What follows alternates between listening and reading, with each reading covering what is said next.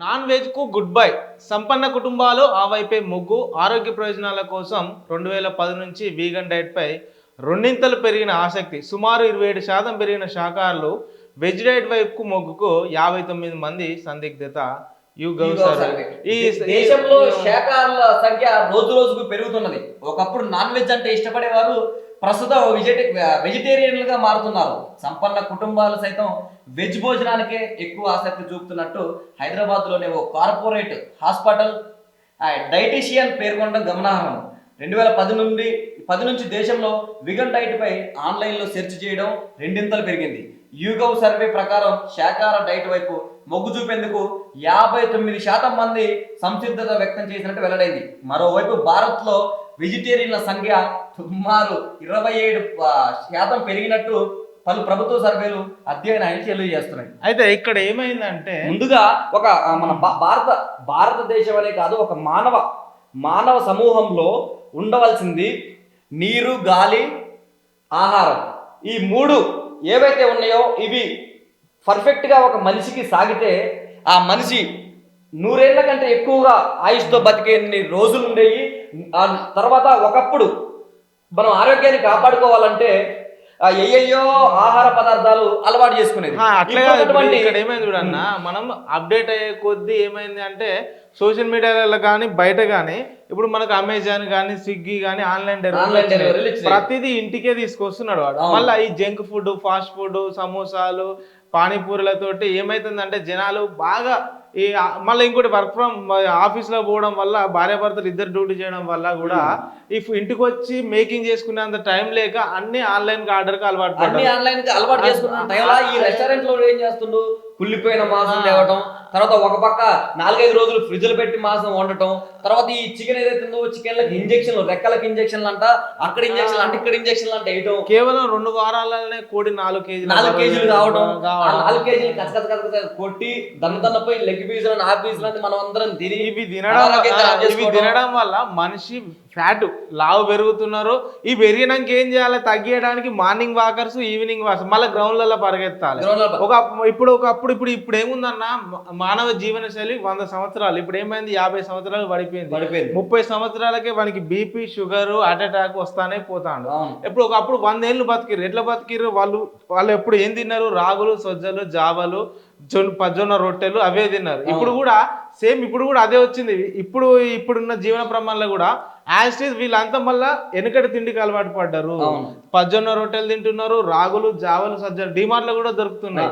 ఒకప్పుడు గంజి తాగమంటే అక్కడ కొంచెం 5వ తరగతి 10వ తరగతి చదువుకున్న పిల్లగాడు ఉంటే నేను గంజి తాగుతా, నాకు కొంచెం అఫీషియల్ గా నాకు అన్నమే పెట్టామనే ఆ రోజు నుంచి ఇప్పుడు గంజి కొనుక్కునే రాయికి వచ్చాయి. గంజి కూడా ఈ రోజు మార్కెట్లలో గంజి కూడా దొరుకుతుంది. లీటర్ 200, హాఫ్ లీటర్ 100 అని గంజి కూడా స్థాయికి. రాగులు, జావలు చేసుకునే టైం లేక ఇప్పుడు మన గ్రౌండ్ కానే జావలు అమ్ముతారు, దాంట్లో కొంచెం ఉల్లిగడ్డలు, తర్వాత బఠానీలు అవి వేసి ఆరోగ్యకరమైన. ఇప్పుడు మళ్ళీ మధ్యలో గత 20-30 సంవత్సరాలు బీభత్సంగా తిన్నారు నాన్ వెజ్ ప్రియులు. ఇప్పుడు ఇవన్నీ భయపడి డైట్ మెయింటెన్స్ కి వచ్చారు. మార్నింగ్ వాకింగ్ వెళ్తున్నారు, ఈవినింగ్ వాకింగ్ వెళ్తున్నారు. మళ్ళీ ఏదో తొందర అడావిడిగా నేను వెయిట్ తగ్గాలని జిమ్లలో వర్కౌట్లు చేయకండి. శివరాజ్ కుమార్ లాంటి వాళ్ళే జిమ్ చేసి ఎంత డబ్బున్నా కూడా ఎంత డైట్ చేసినా ఖచ్చితంగా మన ఆరోగ్యం మీద శ్రద్ధ పెట్టాలి. ఒకప్పుడు మానవ శైలి చూసుకుంటే ఒకప్పుడు రాగి జావ కొంచెం గంజి తాగి అది పొల్యూషన్ లేని సమయం. మళ్ళీ ఇప్పుడు ఒక 80% పొల్యూషన్ ఉన్న సమయంలో ఒకప్పుడు ఏంటంటే గంజి తాగి కొద్దిగా ఒక ముద్ద అన్నం తిని అక్కడ నుంచి సైకిల్ వేసుకొని పొలం కాడికి పోయి పొలం కాడ పొద్దుగూకులు ఎండలో ఉండి మధ్యాహ్నం మళ్ళీ వచ్చి అప్పుడు పండించే పంటకు మందులు కొట్టకపోయేది. ఇప్పుడు ఏంటంటే ప్రతిదీ పాయిజనే, మనం తినేది ప్రతిదీ పాయిజనే. పాయిజన్ వల్లనే మనం ఆల్మోస్ట్ బాడీ కంప్లీట్ గా డ్యామేజ్ అవుతున్నది. కాబట్టి చిన్నప్పుడు ఇప్పుడు 90s కిడ్స్ వాళ్ళు ఎవరైతే ఉన్నారో చిన్నప్పుడు ఆరోగ్యానికి సంబంధించి మంచి సూత్రాలు తీసుకున్నారు వాళ్ళు. ఆ తర్వాత గంజి కానీ తర్వాత ఆర్గానిక్ ఫుడ్స్ ఇప్పుడు వస్తున్న ఆర్గానిక్ కూరగాయలని కొంతమంది అమ్ముతున్నారు. ఇప్పుడు ఆర్గానిక్ మార్కెట్లో ఏర్పాటు చేసే స్థాయికి వచ్చింది. అంటే కల్తీ అంత అత్యంతంగా జరిగిందని దానికి ఉదాహరణ. అయితే వాస్తవానికి ఒకప్పుడు జీవనశైలి వేరేలాగా ఉండే, ఇప్పుడు పూటలో 2 పూటలు నాన్ వెజ్ లేని ముద్ద దిగని పరిస్థితి అమ్మాయిలకు కూడా. ఖచ్చితంగా ఇప్పుడు అమ్మాయిలకు కూడా నాన్ వెజ్ లేకపోతే నోట్లోకి ముద్ద పోవట్లే. అలాంటి పరిస్థితి నుంచి మళ్ళీ వెజిటేరియన్ కి 27% భారతదేశంలో పెరుగుతున్నారు జనాభా. ఎందుకంటే ఆరోగ్య దృష్ట్యా ఆకుకూరలు తినడం మంచిది, ఆకుకూరలు తినడం మంచిది, కూరగాయలు ఆకుకూరలు, తర్వాత పాలు గుడ్లు అని ఒకప్పుడు చిన్నప్పుడు బుక్కులలో వచ్చేది అది అవి తినమని.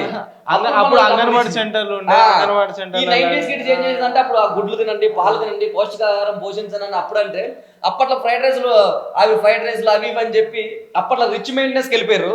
మళ్ళీ రిచ్ మెయింటెనెన్స్ అప్పుడు తినేలోపు ఈలోపు తక్కువ వయసులోనే బీపీ డౌన్ కావటం, పెరుగుట కొరకే అన్నట్టు ఎంత అయితే అప్డేట్ పోయింది, మార్కెట్ డౌన్ అయిపోయింది. అంటే ఇప్పుడు జరిగే రెస్టారెంట్లలో కూడా చాలా అంటే చాలా కల్తీలు జరుగుతున్నాయి అన్న. ఎందుకంటే చాలా ఇప్పుడు చికెన్లో కాదు మటన్లే కల్తీ అంట. మటన్ మొన్న నిన్నగా మన విజయవాడ దగ్గర వాడు ఏం చేసిండు, ఆ యొక్క వెహికల్ ఉంది, ఒక ఏది డీసీఎం లాంటిది వెహికల్ ఉంది, దాంట్లో 5 సచ్చిన గొర్రెలను పైన కట్టేసిండు.